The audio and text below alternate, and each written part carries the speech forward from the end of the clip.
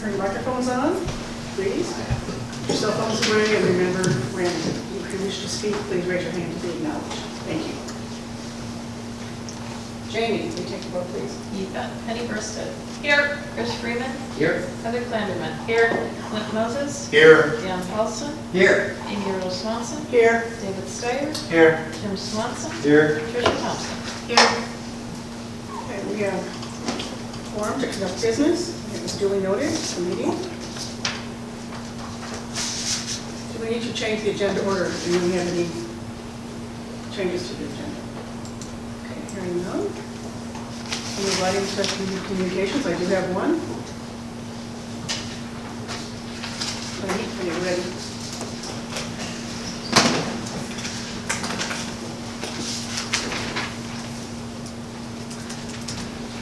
Thanks, Sam.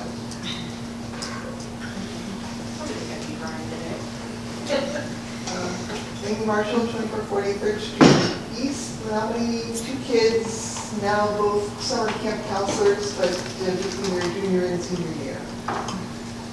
I spoke last time about the strategic plan, and I just wanted to come back and offer a few more comments because I've been talking to a lot of people around the community, and I thought it might be useful for you all to hear and see some of the things that they offered in their responses. People are really excited that there is a plan for moving forward. They love the fact that you all are interested in connecting more with the community, connecting more with Stout. There's so much potential there. It's really exciting, and people kept saying, oh, and make sure that they know that they can connect with, and I said, you know, I'll wait until somebody says that they want this or need this, or maybe the people at Stout can connect with you. Community members are really heartened to see that there's a solid framework for the district's plans moving forward over the next 5 years. In particular, people were really interested in hearing more about the stuff that you discussed last week in terms of clarifying and making more detailed plans about some specific parts of it. And I sort of broke their comments down into 3 categories, one having to do with personnel. And for these questions, I would love an answer from the board when it has one, which I realize might not be right away. So how is the board specifically planning to address the need for trust and other climate issues? And I know that there was a book club, but other things perhaps as well. The staff's desire for a path for advancement, and how to achieve shared decision making. Right? For students, how will the board specifically address the needs of outlier students, reduce the achievement gap, make after-school activities inclusively accessible, support PT students, and address mental health needs? And specifically for metrics, how will the board clarify the ways in which the stated metrics, or others that they choose, such as the STEM certificate, the Global Achievement Award, etc., will demonstrate the skills in the students that the community says it needs the students to have, and how will it do so with validity and reliability. So what I did is I wrote down everything I just said, plus some concerns that the community had, and I was going to give one of these to each one of you. And then also, I talked to some friends of mine who are people who analyze qualitative data, and they had some comments, and so I put that into a document, which I will hand a copy of to Joe, and then I'll send you electronically so you can put it in the records for the meeting. But I didn't think everybody needed 9 pages of qualitative data right off the bat. That's the end of my time. Thank you. Oh, and I can see that. oh, great. Okay, thank you. Probably should have just handed it to the first person and said, pass it along the way I do with my students, but thanks. Thank you. Thank you. Thank you. Okay, we have board members, superintendent communications, board members.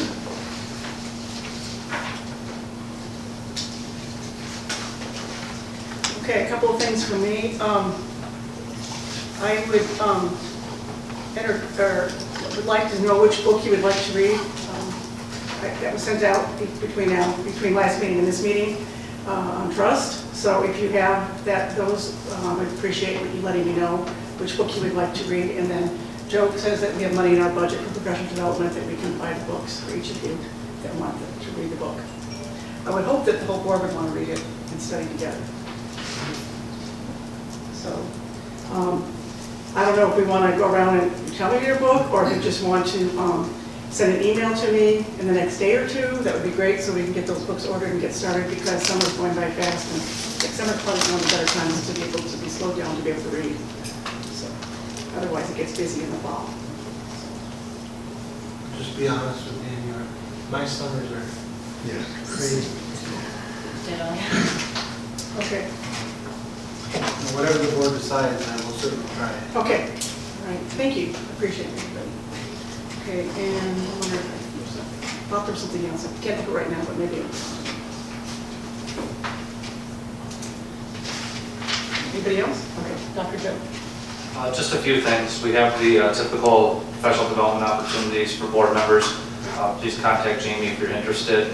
Also, over the past couple meetings, we've had several communications from Mrs. Ayler's civics class, and like Mr. Dolan's class in 8th grade, they do a project where they brainstorm different issues in the schools and the community, and then they're to write a paper about it and propose different solutions. And Mrs. Ayler was kind enough to share those, and they were loaded up for the board to see. And it's pretty impressive, some of the thoughts that our students have, and it's very exciting.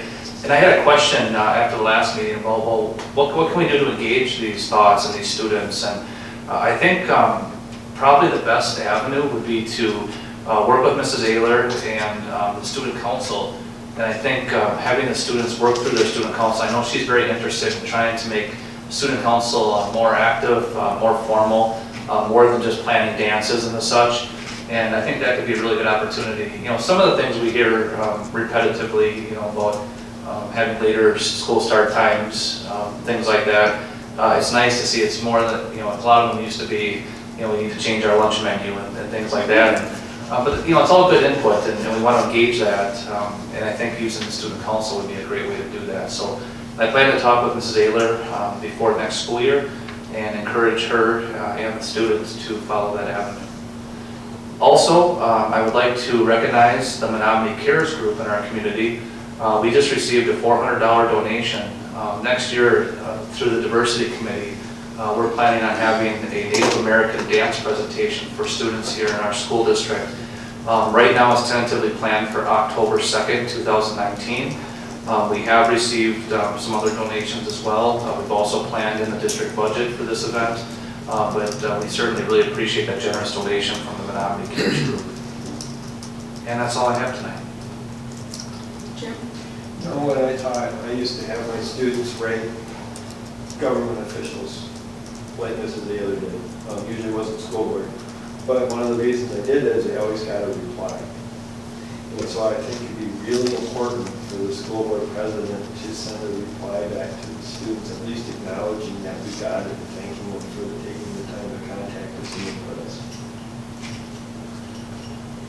Penny?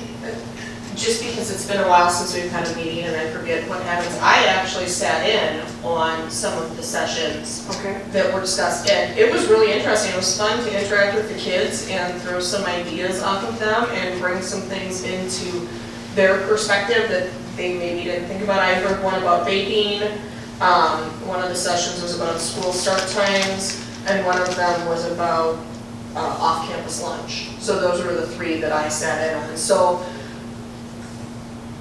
I know that Mrs. Ayler reached out to some of us. I don't remember exactly who it was, but it was fun to sit in. So the kids are getting some interaction with us as board members, but yes, if you want to send out a response, Amy, that would be good too. That's okay. Happy to do that. Yeah, I think that's a good idea. And the ones that get sent directly to me, I always respond to. These were a little different this time because they were addressed to the board. Right, so that's why Yeah. the board president should respond. Yeah. Also, I did remember that email coming out, and unfortunately, I wanted to go to those, but, I work out of Schedules are town, so I schedules. can't, couldn't come, but I thought it was great that what she was offering, so thank you for attending. No, That's great. it was fun. Super great. It really was. Okay. Anything else? Dr. Joe or the board? Okay. All right. Moving right along, the personal consent agenda. I entertain a motion to approve the personnel consent agenda as noted. So moved. Second. Heather and Penny? Okay. Any discussion or questions? We vote. Hearing none? Jamie?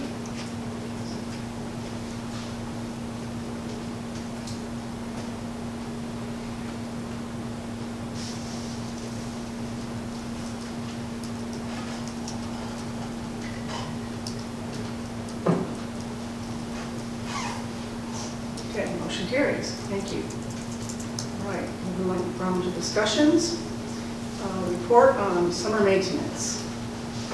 So tonight, Kevin Tomaszewski, our Director of Buildings and Grounds, is going to give the board just a brief update. As you all know, summer is an extremely busy time for the Building and Grounds Department. There's a lot of work to get done on the buildings. A lot of that work, when students aren't here, is a little bit easier to do. Challenge with our school district is we have such a comprehensive summer school program that it's still playing a little dodgeball there for Kevin and his crew. But Kevin, go ahead and take it away, please. So yeah, it's been a challenge, but we've got a pretty good start on things.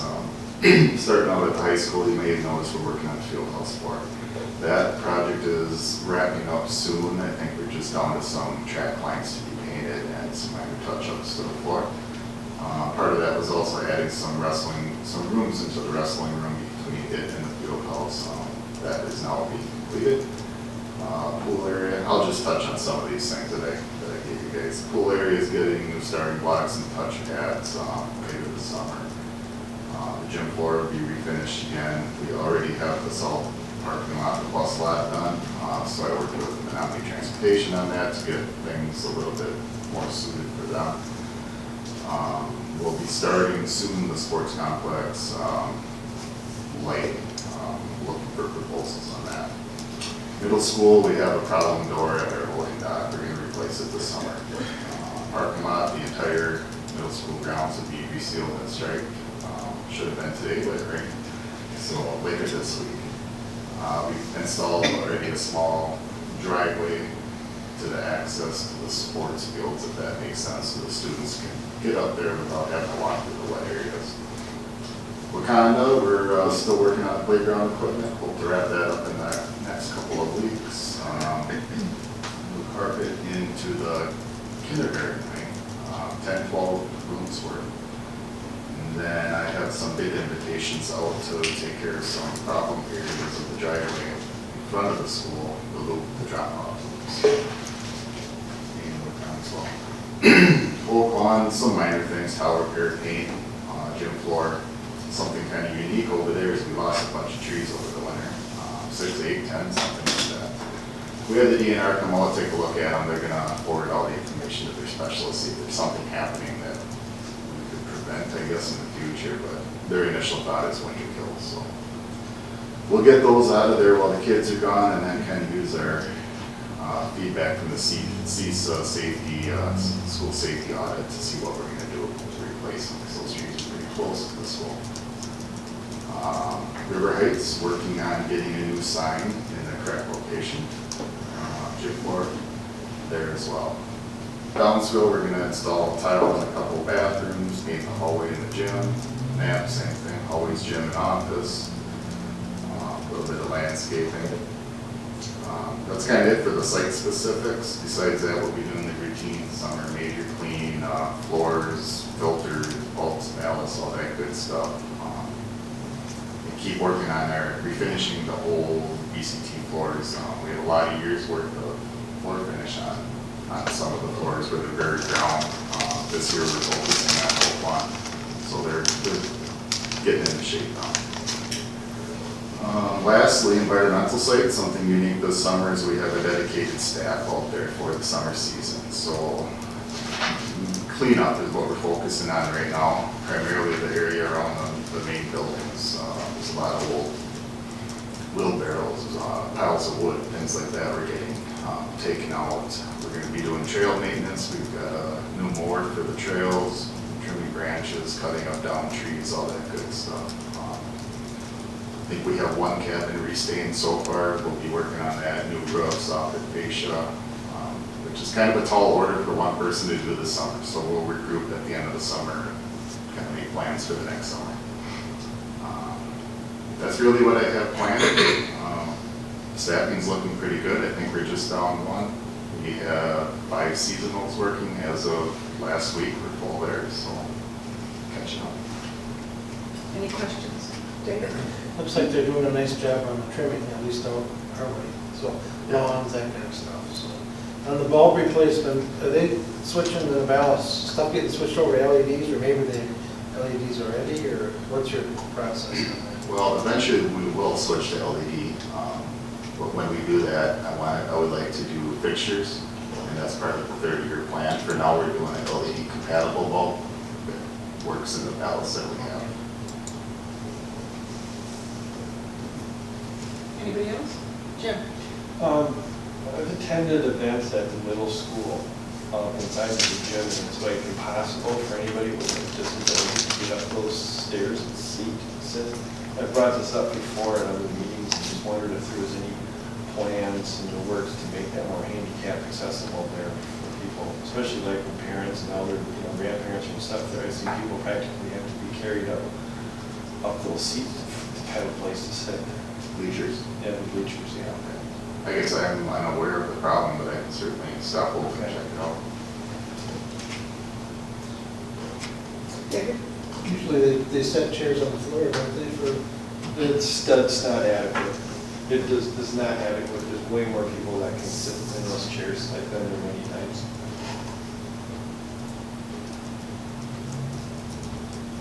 Anybody else? Dan? I just want to thank you for all the work you guys are doing. You guys, great job. Thanks. I'll second that. Okay. Wait. Oh, One David? last question. Field house floor, how's that look? It's looking pretty nice, I think, yeah. Yeah, it's not like I say, it's very close to being done, it's not quite done. You said paint the track yet? Yep. You said wrestling when you were making your editorial comments, you said adding wrestling rooms. Doors. On here it says doors, so. Yep. So there were 2 doors between the field house and the wrestling room. We took those out and made them 8-foot overhead doors, so the teachers can open them up and have good view between the rooms. And then we added a egress out to the tennis court.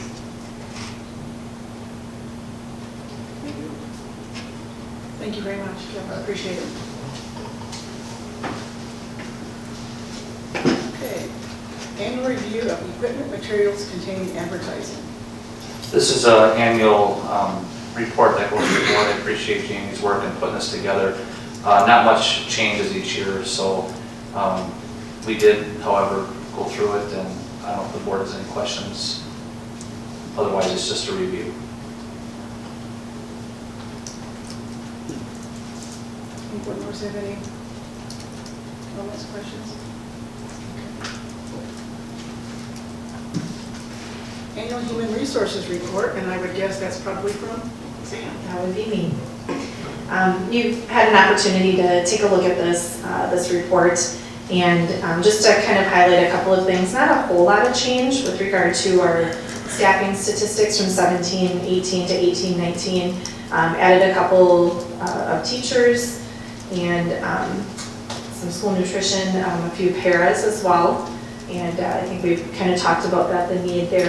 We'll continue to address the needs. This year, we also, for the upcoming year, you all approved the addition of a couple of other special ed teachers. And so I think, along with a lot of others, but I think that we'll just continue to address the needs. And we very much appreciate your support with that. And then just looking at the substitute staffing, I think we've also discussed this quite a bit. We did try the pilot at the high school with having someone, a supervisory aide that was hired full-time through the remainder of the year, and that was Connie Stokes. I was able to meet with Connie at the end of the year, and she gave me some suggestions and talked about the great things that this process has brought and this position has brought, and then also some things that we could look at for improving if we want to continue for next year. Personally, it is my hope that we continue this. What I have found in talking with Shirley Faber, who does a lot of our sub-calling in the mornings, is that we continue to fill our sub positions at a high rate. And what she has also noticed is that with the implementation of this new program and this new staff member, that we were able to fill at above and beyond a 90% ratio with our substitutes. And so I do believe that what it has done is opened up the sub pool to sub at our middle school and elementary with this. But admittedly, we do have some things that I think we need to work on with this position if we do decide to continue. And we're looking at next year the potential of breaking that into two, so maybe one person at the beginning of the day and then one person at the end of the day, just to be able to continue to have Connie in that role. She's a retired teacher and needs to be concerned about the hours that she's working. So, but there are other things that we talk about doing and that we're looking at doing for next year to kind of amp up hopefully some additional advertising to try to get more substitutes in our pool. Any questions about that specifically? Or if we can go now or wait until the end? Tricia? Have you had a chance to go out there and observe during, at the high school when there is that situation going on out there? I haven't. I've been at the high school during the day, but I don't recall going in and seeing the actual day-to-day as it's going. I think that's probably a valuable experience.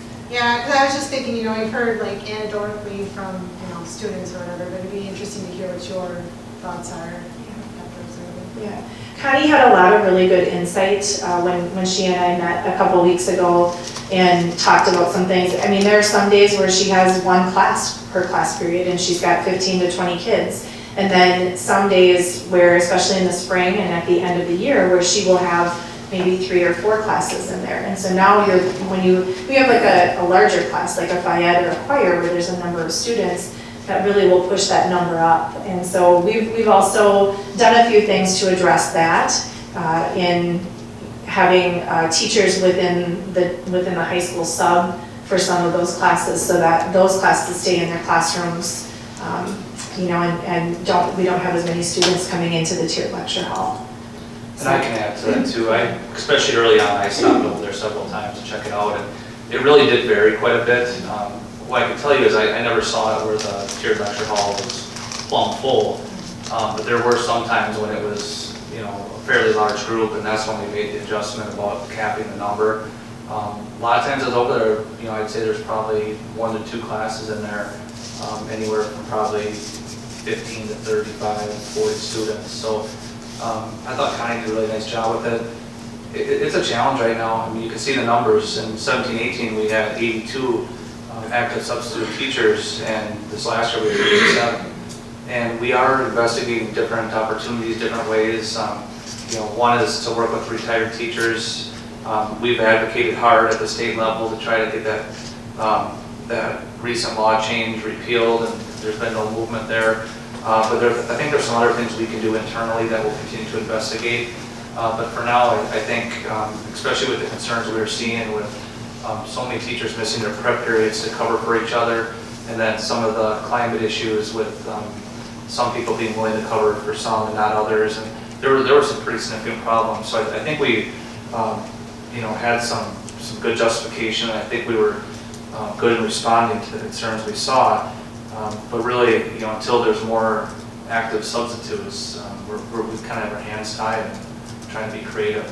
Because then it filters down, and all of a sudden the elementary principals are having classrooms that are not covered, and the middle school the same thing.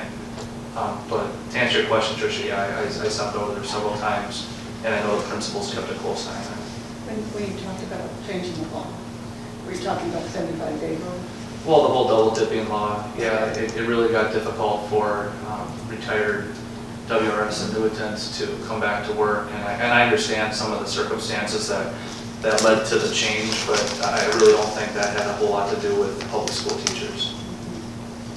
And there's a ton of wonderful retirees out there that I think would still be interested in continuing to use their services and to work with kids if there was that incentive to do that, but to be penalized it is awfully difficult, so. David? Just a comment, Connie was teaching when I was in high school. Over 35 years ago.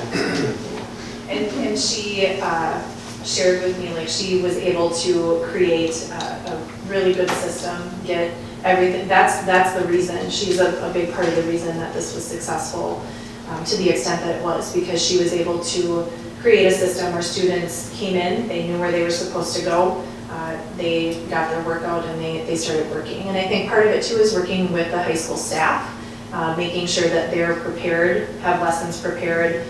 If we have the Chromebooks, I think this is a great opportunity to be able to utilize that learning through electronic means. So.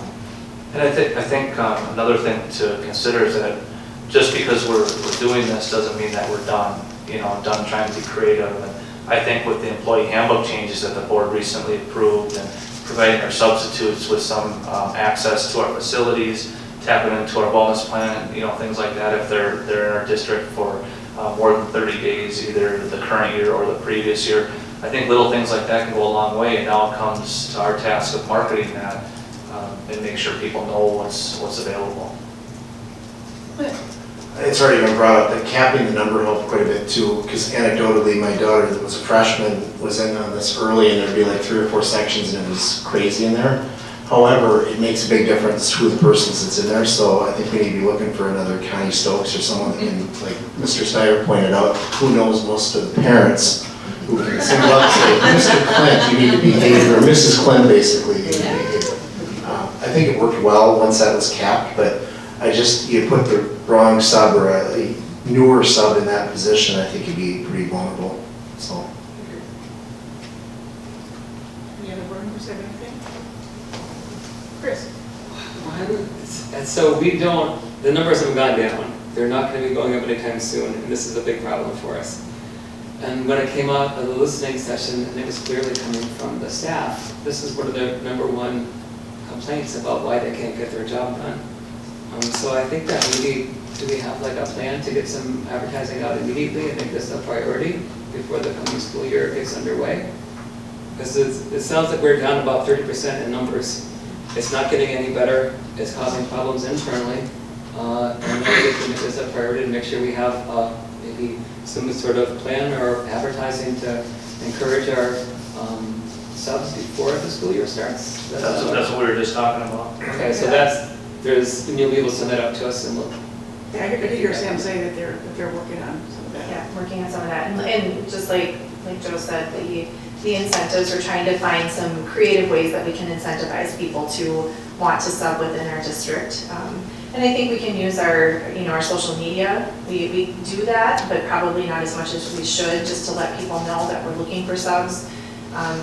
So we'll definitely put together a plan and get some other things out there to people so that we can try to entice more subs to come to the district. I just think number 2 that we voted maybe the last meeting, or maybe it was the meeting before, about giving the long-term subs free access to the activities center, the recreation that the district provides. So that's already one incentive that's there. So. And Leah had a good point too. We always do a job fair toward the end of summer. I think it is sometime in August. We will advertise that. We advertise that through the paper. I think we used some flyers last time or some posters last time to get people to come in and look at the positions. We include the bus company with that because I know they're struggling as well, and to find qualified people and subs for themselves. So we try to team that up a little bit and get as many people in here as we can. And it is a statewide and actually nationwide issue from what I understand. So, but that doesn't mean that we can't do something to mitigate it. So I think that's what we're going to try to do. Thanks, Sam. Dan? I have a question about the staffing years of experience. The 11 to 15 year experience with teachers. Is this just kind of an anomaly, or is something happening at that point where we're losing teachers? It looks like from last year to this year, we lost 4 teachers in that, or I mean is that what you're looking at, the 40 to 45? No, Am I- yeah, the numbers, you know, from 6 to 10 years, we got 42, and then we jumped down to 24, then it goes back up again. Okay. Just wondering if that's a blip that's going through. I would say that's more of a demographic issue. I think it also may have something to do with Act 10 and how our staff has been comprised since then. Also, I think when you look at, overall, it's really important, and I've tried to say this over and over, is that when you look at the current demographics of our staff, the same exact staff projecting forward is probably going to cost at least 1/3 more in about 10 to 15 years. So I think it's important that we think about that. And we have had several staff members advance, into the administrative role or look at other opportunities. So I think that group got hit there a little bit with that as well. Okay, thanks. Anybody else? Sam, are you done? I just, on the back, it was just the resignations and retirements, I guess the second page, and so, didn't know if you had any questions about that at all, or if we're good to go. Seeing none, I think we're good to go. Thank you. Sam. Thank you also for all your work in getting our new hires in place. Yeah. Appreciate it. Okay, moving to item D, review district work plan for 2018-19.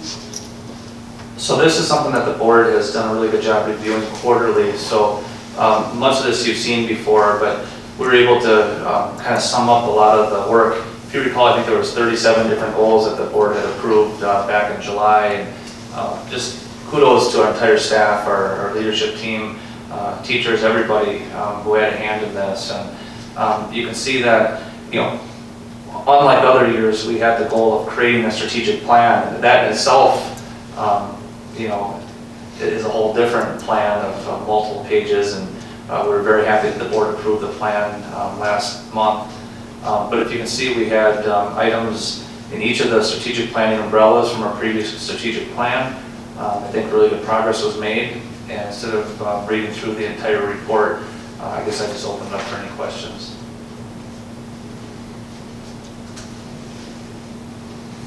I just want to say, it took quite a while to read through it, and there's a lot of stuff there. And so you folks have been very busy. Thank you. Anybody else? Okay. Next, calendar of board reports for 2019-20. This is something that we started a few years ago, and what it is, it just kind of shows the board what the different reports and what expectations the board can have moving forward. Now, it is a fluid document, and in fact, between the time board docs was sent out, I had the opportunity to work with Jamie, and we kind of start with many of the items that were covered over the past year. We try to predict which items will need to be covered in the following year, and you can see that I added a revised calendar of board reports. Now, that doesn't mean that the board can't request a report in the future, but in terms of tracking data, in terms of making sure that we have a plan so that we don't load up 1 month with 20 reports and try to spread it out over the year, you can see that we kind of have a plan there. So when I'm done with my introduction here, if there are any other reports that the board would like, now's a great time to mention that so we can plan for it.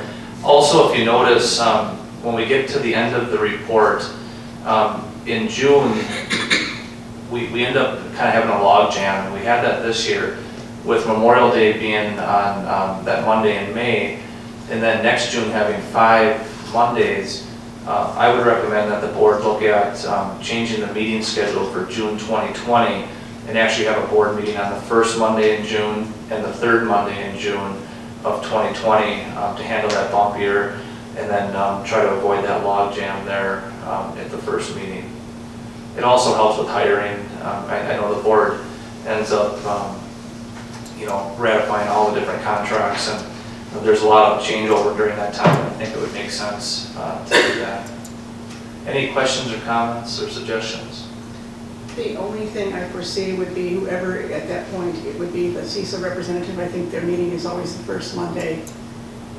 Their annual meeting is first Monday in June. So whoever is doing that time, because that'll be a reorganization time. We'll have that before that. But that person may need to be gone, would be the other thing for that meeting. Dana? So when do you want to look at revising the board meetings for June? I guess I'm just looking for some input right now. You know, if that's something the board would like to consider, and if we need to bring it for a vote, we can. Otherwise, if there's no objection, we can just plan for it. And that's just for June, correct? Right, June 2020. No objection. I think it's fine. Okay, thank Do you. we have to have a CISA representative go to that meeting? Because I know Penny, Yeah, I've gone the last couple of years, and not everybody's there, and quite honestly, the last 2 years I've been there, it's kind of the same thing over. yeah, So, it's pretty much the same. yeah. You can actually have a lot of what they give you sent to you electronically. What was that? You can actually have a lot of what they give you sent to you electronically. Yeah, oh, for Too, sure. so I would want- whoever would be- whoever- I would want to double check it though to ensure there's no state law that needs to be followed. True.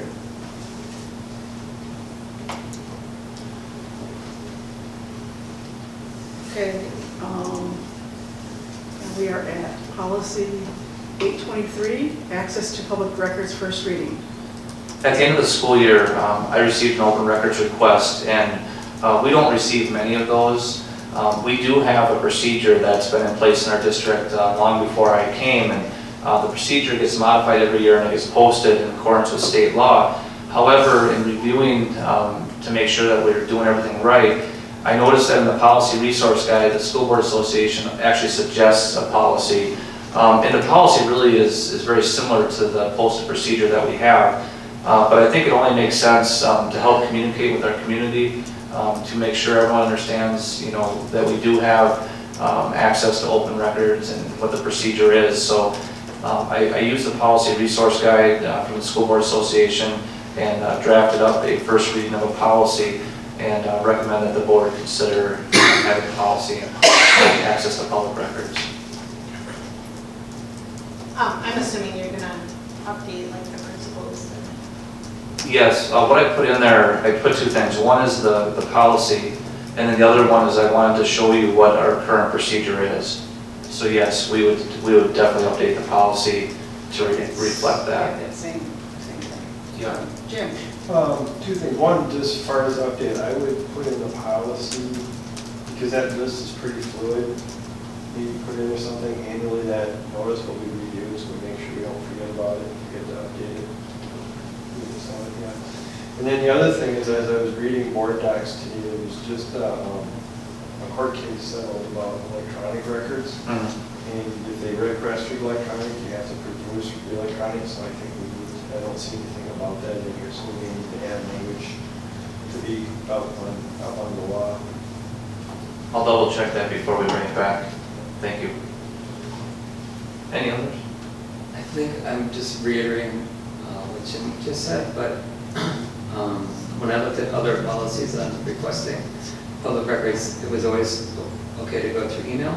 Yep. And that email transfer of their records was important. Yep. But also that we could state in the policy that there are some issues or statutes, statutory exceptions where those policies prevented us from disclosing those records, but that a disclaimer was put in there that the person who was handling the transfer of the records would have to explain why. And that type of communication, that's what they did in Milwaukee, and I think in the scene. So the ones that I saw was just more explicit about making sure that there was electronic transfer possibilities, and that there was an explanation as to why people were not given public records if there was a statutory reason why it could be. They also gave examples of the type of records that would not be disclosed, notes to meetings, planning issues, like just so people have a good idea of what is acceptable and what's not acceptable in terms of disclosing those types of records. Okay. I could give you those examples via like via email. Sure, that'd be great. Thank you. All right, can you? Anything else? Okay, so that would be brought back. Yep.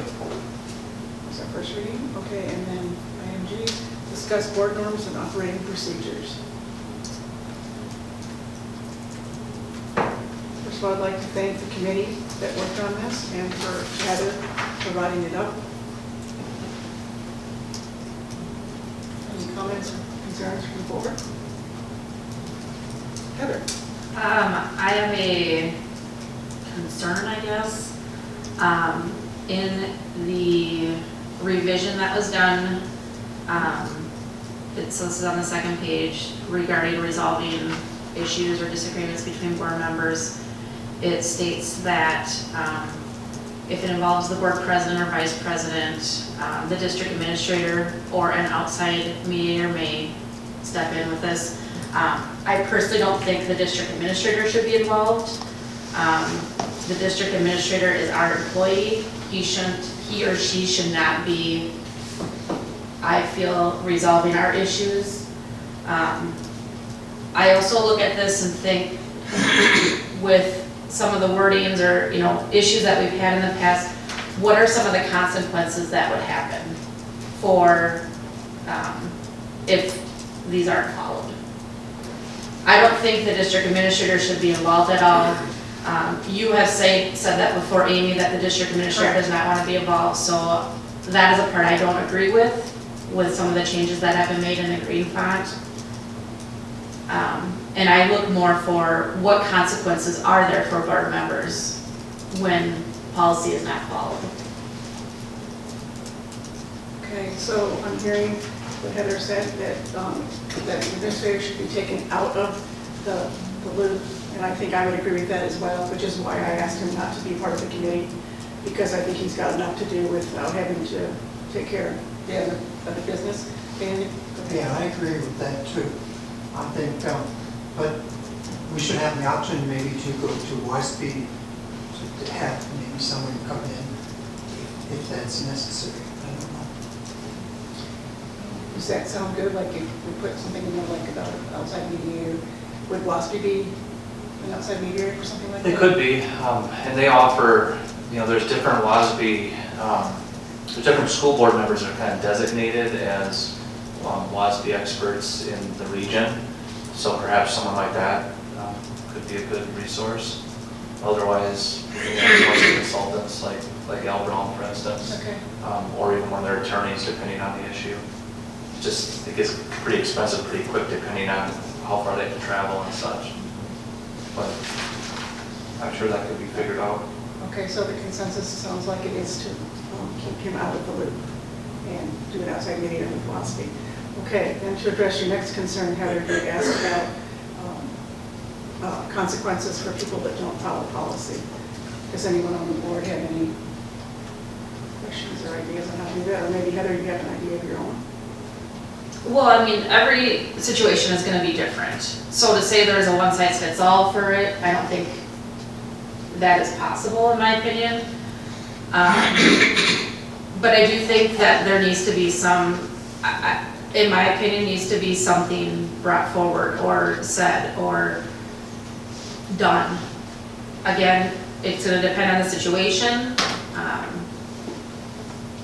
I did a lot of research again on this and really couldn't find a one-size-fits-all. So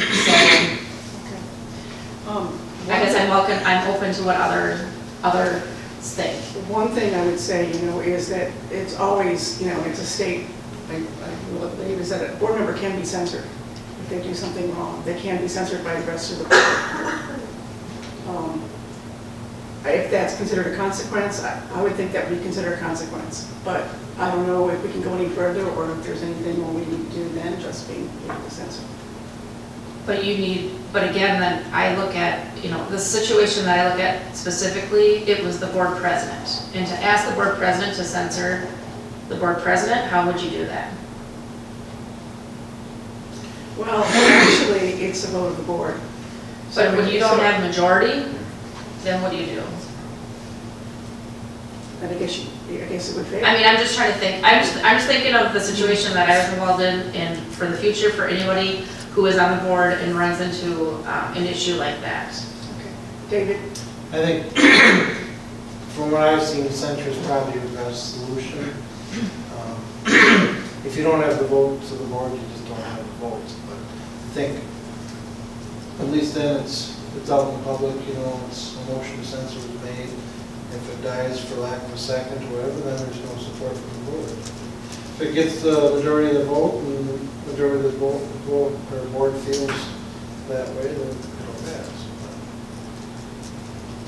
I mean, if a motion's made, you have nothing to do but to accept the motion. Correct. Whatever, so you can't control that. Exactly. You can only ask for a vote and ask for the vote. Lynn? Well, and my hope would be that if it was something heinous enough to do a censor, that even if you didn't have a majority, that we're all decent people and that the censor would be imposed, even if it was a 5-4. That would be the hope. Even if it did not pass, at least you'd have it on record that we'd gone through the motions, and it's record to the public to see that, you know, the decent people on the board didn't agree with it and voted to censor, even though the majority decided to keep doing the same thing. Just my 2 cents. And I believe, I'm not certain, and Heather, maybe you can answer my question since you've been doing a lot of study on this, but it seems to me that in one of our policies, it does talk about censor, you know, in there somewhere, when a board member, I'm not sure if it says policy, but maybe breaks the law kind of thing. Dan? In Robert's Rules of Order, is there a censor listed? We should reference that. Yes, there is.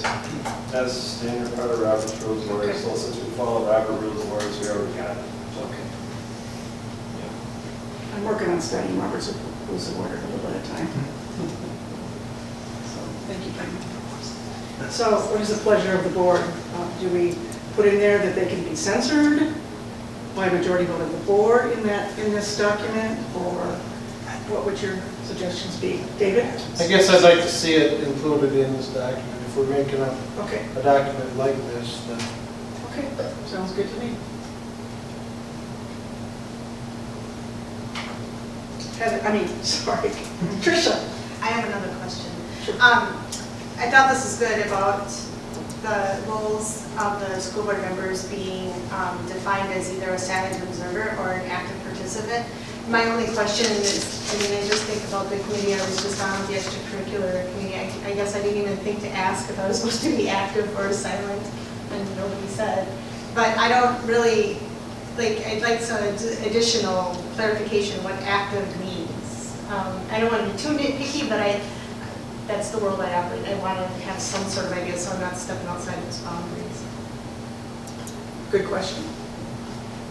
Anybody have any ideas on how to go about that, David? who put that in? I did. Well, where did it come from, I guess? So we adopted, we looked at Bayfield's board norms, and I don't remember what other districts' board norms, and kind of meshed some of the two. I want to say the wording possibly came from Bayfield. Wording, when we met as a committee, we did not discuss the active participant to the extent that Tricia's looking for. To me, I would assume you can speak up, but again, I'm just assuming. So I agree, it maybe needs to be more defined. I mean, we have, every board member is different, so some of us are more quiet than others, some are more vocal, and being on committees is the same thing. Some will be on a committee and not say much at all. Some may be on a committee and say quite a bit, but I guess I'm not sure why. To me, the normal would be to be an active participant on the committee unless otherwise noted. That sounds like that would make it a little more clear. I would think that committee members, especially committees that are formed by the board, I think would be something where I would think that board members would be able to have a voice and not be silent. The one example I know is that I know that Penny and I sit on the QIC, and it is just my understanding, the way I've always done it with that, is that I don't say anything. I just listen and take notes and pay attention to what's being said. And very rarely do I ever say anything. I might, maybe clarify or ask a clarifying question, but I think that's, where it's, I want to let them iron out with Joe what concerns they have. The other one would be the Health Medical Committee. Okay. And I do think there's a difference, like Dave with the transportation contract, that's something that's a real engaging discussion. And for some of the ad hoc committees, like the compensation committees that we've had, I think there's been times when, board members it's been important for board members to share community viewpoint. But I also think it's kind of a slippery slope because you want to be careful where an individual board member is not representing the board without, knowing what the board is going to vote on or consider. So I do see times when it's appropriate for a board member to be active, but I also think there are certainly times when it's important for a board member to be an observer. David? So what happens if the board requests that you're a silent observer at a meeting and you talk? I'm just saying, how do you handle that situation? Because there might be things for clarification when you need to speak up.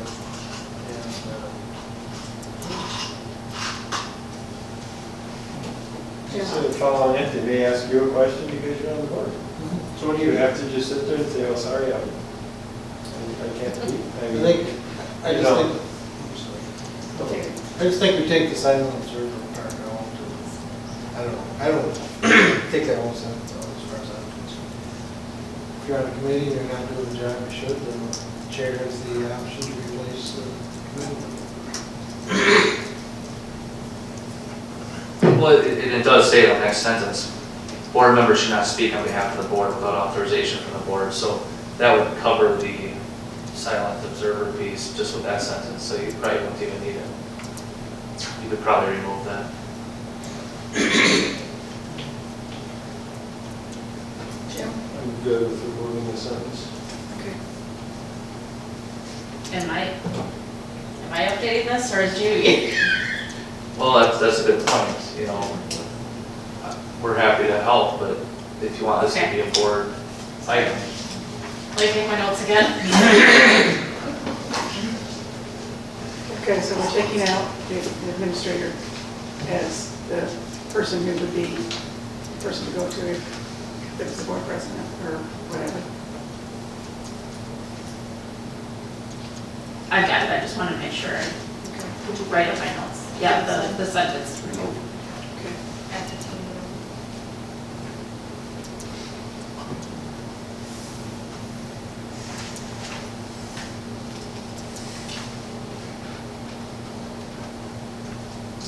So did everything you need?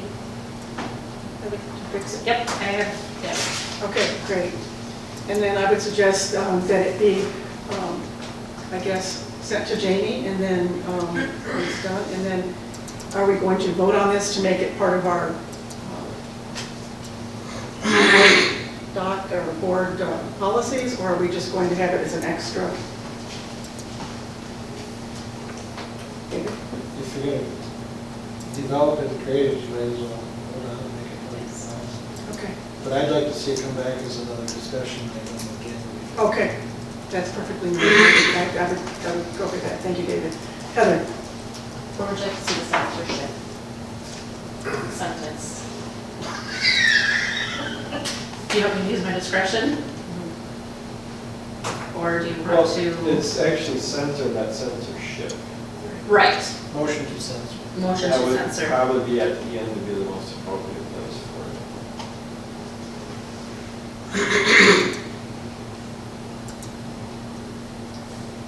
it. Okay, so it's going to be brought back revised, and then we're going to discuss it again for the next board meeting on the agenda, and then go from there. Does that sound like everybody's okay with that? Yeah. Just a really technical question. I believe we already have a policy on board conduct. So where we fit this in with that policy becomes an issue also. do it separate, or is it going to be a current policy, or talk about something else? Would you like me to look at that? I mean, I wouldn't be analyzing the content of the board norms, I but can, you're gonna do it? I'll do just something that's an issue we have to probably deal with, it's kind of technical, but still where it fits and where it goes. Could it be an addendum? Yeah, that's what I said, but we'll see, we'll look at it. Anybody else? Okay, good discussion. Thank you very much. Oh, you worked on that. Okay, and then moving along. Amy, Sorry. I just want to thank Heather for all the work you're doing on this. Okay. Next is item H, discuss procedures for posting meeting agendas and minutes. Okay, and I asked for this to be on the agenda simply because I have been asked by a lot of people, especially with the strategic plan, that there was a lot of comments made, and there were some that I looked at in the comments that were given to us, but that that there was some ideas that maybe we weren't as transparent. Thank you. Where I'm coming from, but transparent as we could be. And it was suggested by some people in this community, and that were thinking that maybe it would be good. We have somebody that takes for sure. That's great. But the cool thing would be that maybe to have the agendas sent out to the public ahead of a board meeting, maybe at the same time that the agenda comes out to us on Thursday, around that same time. And that way then the community is aware of it. I know it's posted in the newspaper and it's posted in other places. It's posted on the site and all of that, but I think that would be really cool. And then I don't know what the law is about official minutes, because I know you sent unofficial minutes out to staff, which I think is fantastic, a day or two after every board meeting, and that's also CC to all the board members as well. I think that's fantastic. But I was wondering if it would be an okay idea to go ahead and send those minutes to the community as well. Or do we have to wait till they're official before we do that? So two things, maybe Joe has better answer, but when I send out minutes for my, I put in there that it is unofficial Okay. until the next meeting and then approved.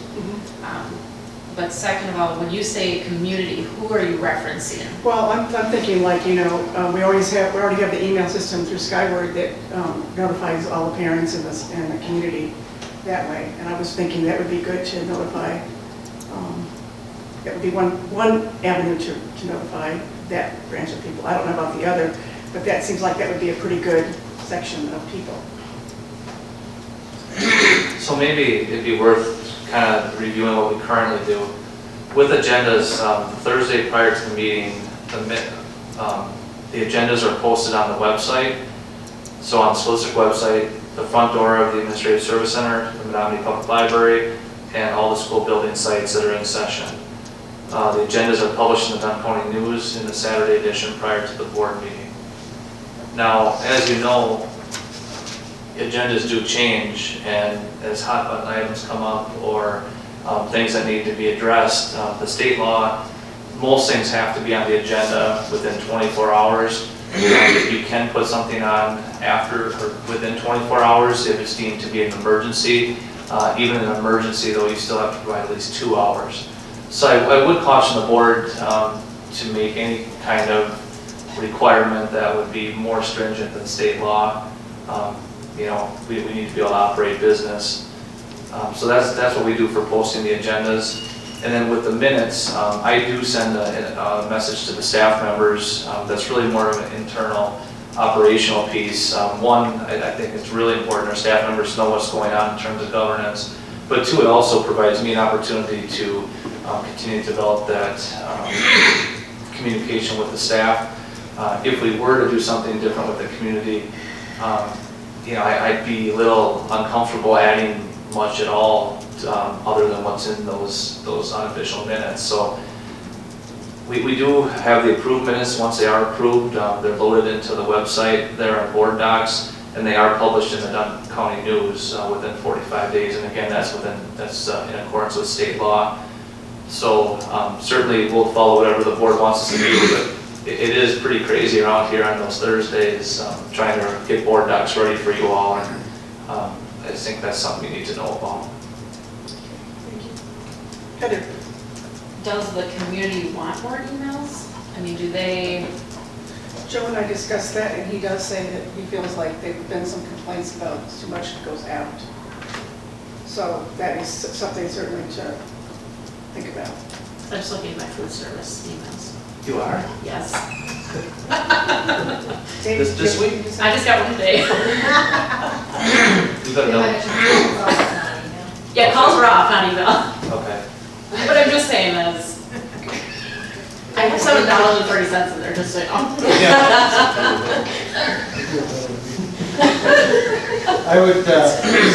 I would say if you did anything, maybe just a mention in Skyward or something that minutes can be found on district, or the agenda can be found on district website if people are interested.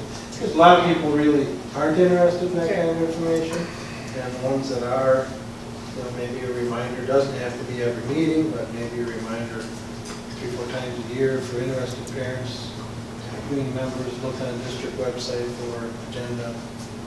Like just a link for the minutes and a link for the, just to remind them that it's on the website. Where to find Where to find information, them. basically. Chris? So let me get this straight.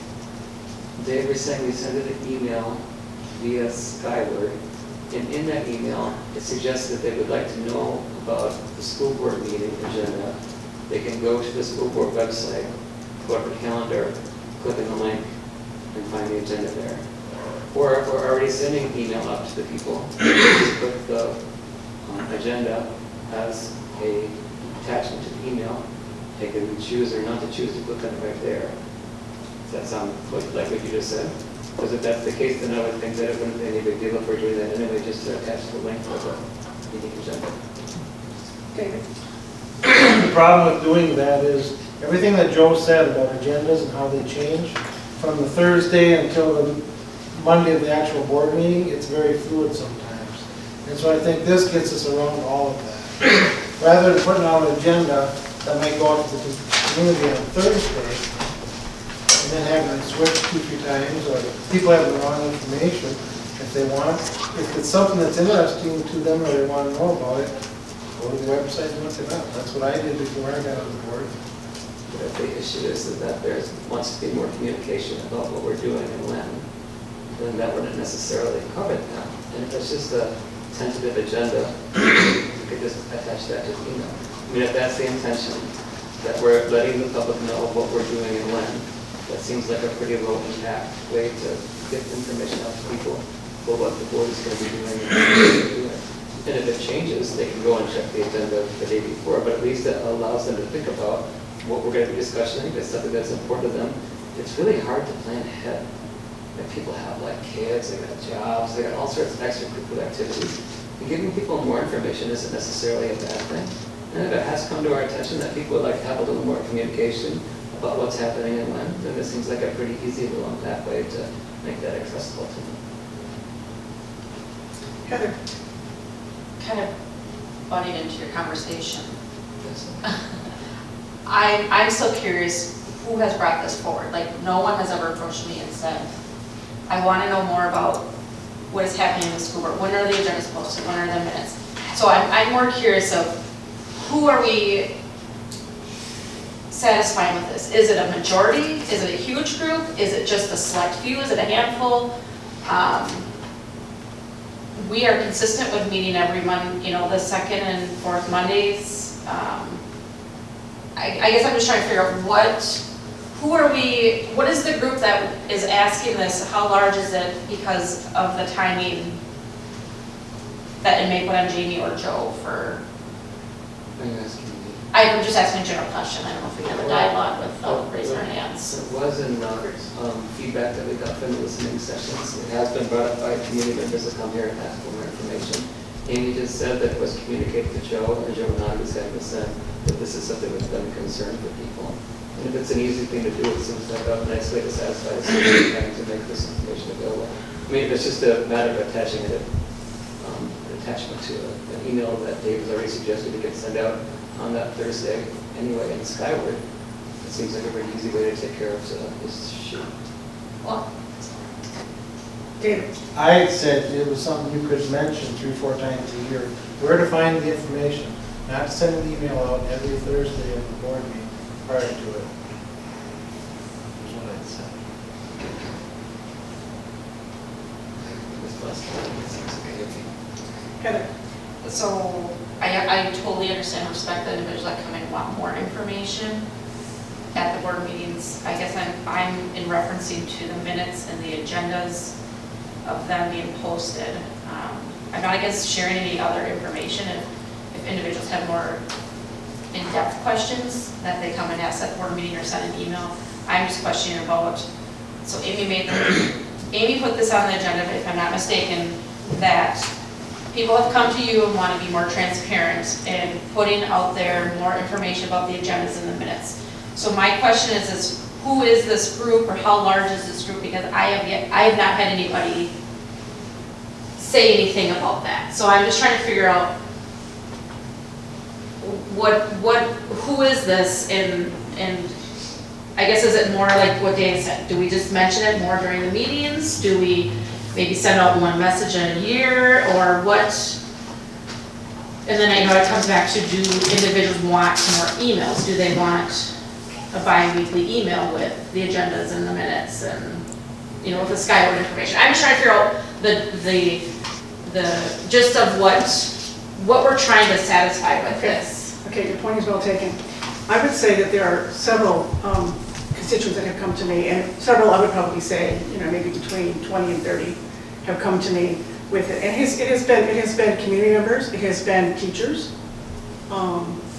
So, and the way I look at it is, sure, I don't want to make more work for Joe and Jamie, but I also know that if you're transparent with the community, they're more prone to work with you and, and see that, what you're doing and, and that kind of thing. Also, if it was one person that wanted something, as far as I'm concerned, that's enough to, send it out, because maybe people don't even know what they don't know. I think it is important to know that when we send a Skylar, that's like 8,000 emails. Right. And we're willing to do it. I mean, Jamie, we'll do it, but I mean, I do get complaints about how much we send out, and I'm pretty careful. Even if we send something out district-wide, we're very considerate about, even if we send something just to all staff, that's not used regularly, because we don't want to fill up even our staff members' emails, because it just takes so much time for them to go through it. Katie, you know this better than anybody. I'm just going to comment. I think we do, like when people do feel like they're getting a lot at once, they will unsubscribe, and then a snow day will come, and then we get tons of complaints in the tech department because they've unsubscribed to all announcements, and then they aren't getting some of the key ones that they really want to get. So I think you do have to be pretty selective. Thank you. Dan? I'm thinking back to the strategic plan, the comments that we had, and I think there was some points in there. Maybe we need to go back and take a look at that and see if there's, how many people were requesting more information. Because I believe there were some comments on it. But yeah, it's a difficult situation. Overload versus ignorance. How do we balance that? Well, and Dan's right. Part of the strategic plan talks about engagement, but engagement doesn't necessarily mean more. And I think that's where we might want to be careful. And one of the goals for the strategic plan is to develop an engagement plan. So maybe we're putting the cart before the horse a little bit by having the board manage the emails that the district's going to send out when we do already follow state law and have it posted on the website. It's out there for anybody who wants to get it. And but again, we're willing to do it. I worry about sending too much. Jim? Just a couple of things. One, our main source outside of the Duke School District website is the Dunn County News. And everybody knows local papers are going defunct. sorry, you left me. Yeah, they're not even covering it. That's a Sorry, guys. I mean, so number one, putting it in the paper is not making it accessible to people. 30 years ago, people would have read it and seen it. It doesn't happen anymore. So we need to find other ways to communicate with people. There's also been several efforts in the legislature, and I'm sure they'll come back again, to even remove the requirement that we post it in papers. So there has to be a better, a newer plan than just slapping it on the door here where nobody's going to see it, and slapping it on the website where very few people are going to see it. And so I think that this is pointing in a good direction. Whether we send out emails, maybe you throw something on our Twitter feed, or something that school board agenda is up. If you're interested, click on this link, something like that. But because the word isn't getting out right now, because we're still using an archaic model that's really dying, by putting it in the paper.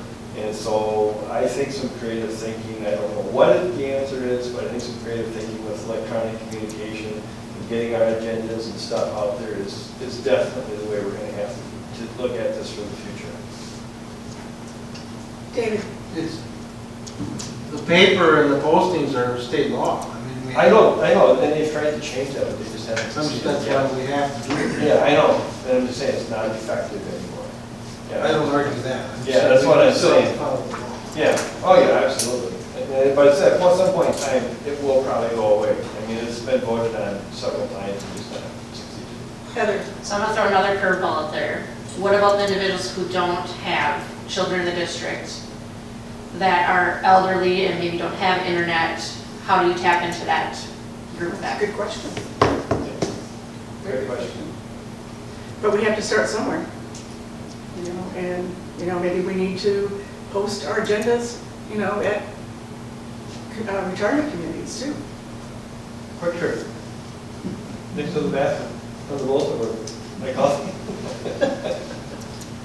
Tricia? So just to clarify, the agenda is not emailed out to the community at large right now? Right now, it's not. So the only thing that I would bring up is that accessible options, so like people who are using screen readers for, reading like the agendas.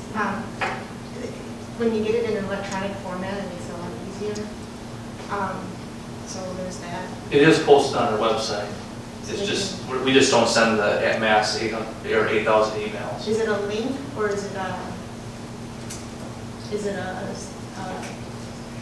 I think it's on the calendar. There's like a calendar, you click on the school board, and then in the school board meeting, then if it's posted, you would click on the agenda. But so like now we're on July, and you can click on the dates, there's a meeting, but there's not going to be an agenda there. I assume they all go up on Thursday, is that right, Jamie? Are they posted on the calendar that day? Yeah, once it's. Or is that later? Yeah, on Thursday. On Thursday, it's good to go. Penny? You just go in like we do, only instead of authenticate, you go to, I think it's public, is what it's called, and then people can look at it exactly the way we do, other than they don't get to see the administrative and the executive contact. When I was getting ready to become a board member, I would go out there all the time. Well, that's if you go through board docs. Otherwise, if you go directly through the calendar, you have access to the PDF agenda. So it's actually out there multiple times. It's all other multiple places with different, other multiple places with different ways to access it and different ways to look at it, because, when Jamie sends it out to us, we see kind of the paper version. I like the more in-depth. So, I don't know. At this point, I guess my question is, are we micromanaging the district in a way we don't need to be? It's being handled legally. Yes, people need access to it, maybe just a matter of getting it out there again. Well, I don't think. Quarterly, just saying, here are ways to access it. Well, in my mind, I don't think we can be too transparent. I think the more transparency we have, the better, is in my opinion.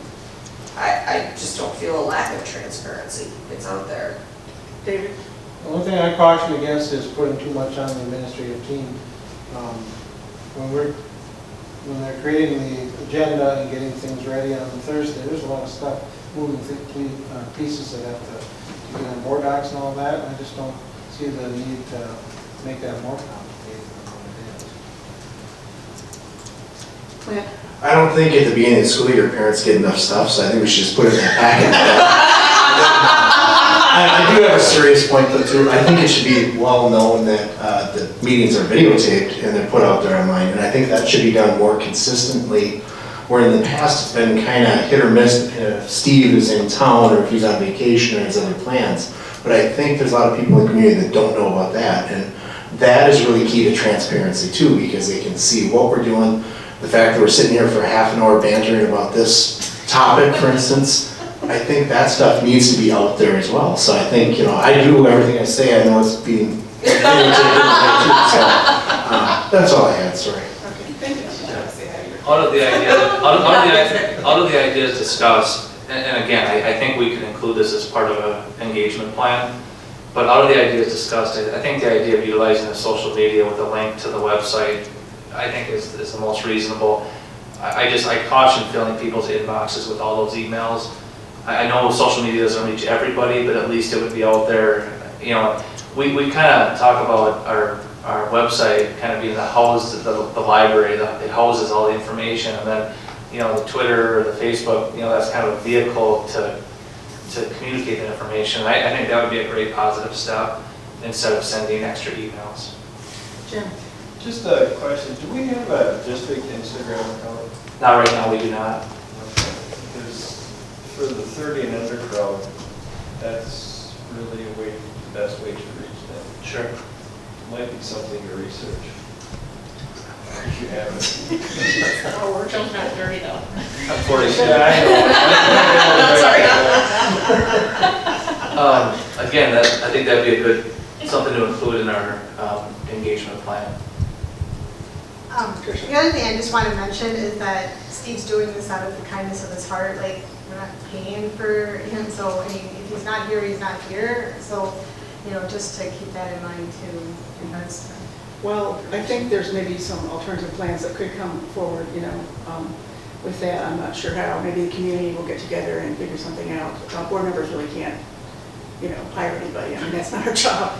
So, but maybe there's community members that might, do something to help out with that.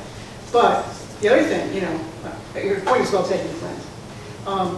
The other thing is that has been asked of me also is why can't, because, Steve has his own website. And he puts it on Facebook, and everybody can click on it to get the meeting in, if you know what it is, if you know what it is. But not everybody knows what it is. So it was also asked of me if we could have the link put on the website. I don't know if that's the district website, if that would be something we could. Did you have something to say, David? Would you be endorsing it by, say you had the full gamut of websites that you could provide links to, is it a problem?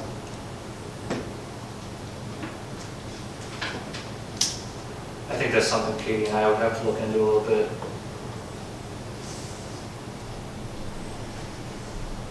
Christian? well, and then my concern is if he's not able to be here one night for whatever reason, do we then get pressured? The school district does this. Why, why wasn't it up there? You're building it up.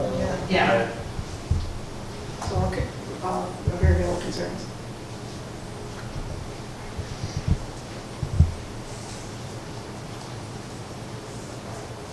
So what would the board like at this point?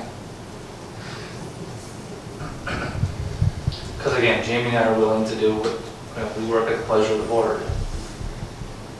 Dan? Well, I think it's part of this strategic plan, and, it's something that we need to study. And maybe come back, in a few months when we've had some time to research it and take a look at it. I will say that when I talked to Joe about adding this, he said something about, creating some kind of plan. But we went ahead and put it on here for discussion too. So I'm glad we did that, and, vice versa. But that was the plan, was possibly to have them use the strategic plan and do the engagement piece and do a plan. David? I guess I'd just like to see the administration work it through as part of their engagement plan, and that's what we hired for. Okay. We've had plenty of discussion about it. Let them work it out. So I guess we're putting work on them anyway.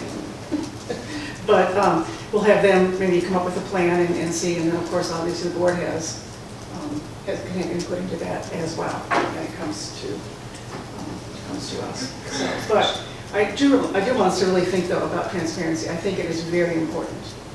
I think that if we have transparency, I think that will help, our district to be, we're honest and transparent. I really think that figures into a lot of the ways people deal with our district and understand what's going on and maybe have a better understanding and will work better with us for anything.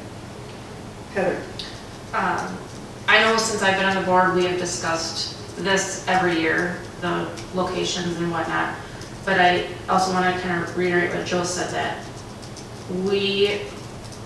it's also getting parents in the community involved in other things than just the board meetings and agendas. So there's a lot more to transparency than just providing them with agendas in the minutes. There's a lot, in my opinion, that we can be transparent about, or that may apply to transparency, so.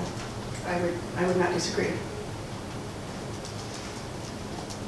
Okay, thank you for the discussion and for all of your input. I appreciate it. Joe, I think you have some input. The team can come up with something. Great. Okay, thank you. Okay. And then we are down to reviewing extracurricular staff contract requests. Looks like it's pretty slim this time. Any questions? Hearing none. Okay, items related to next board meeting dates. I would like to remind you, and an email will be going out to you with the links to the evaluation tool, but July 8th, which is our next board meeting in 2 weeks, will be a quarterly evaluation for Joe. And I will be making sure that Joe sends out an email a week ahead of time because that is what the policy states. And we have links to all of that and directions on what you need to do to make sure that that takes place and is done correctly. So just want you to be aware of that and watch that. Okay. All right. So we do need to go into closed session. I'm entertaining a motion that we don't go into that yet, but just to at least have a 5-minute bathroom break. You don't want a motion. I know. I don't want a motion. Just a break.